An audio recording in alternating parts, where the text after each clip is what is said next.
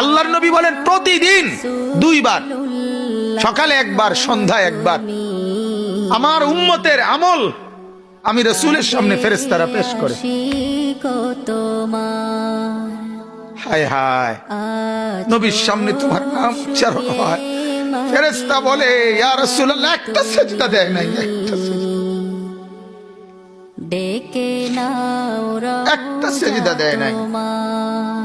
আল্লাহর নবী তখন বলে হায় আমার উম্মত, আমার 23টা বছরের দিবানিশির এই মেহনতের কোনো কদর করলি না।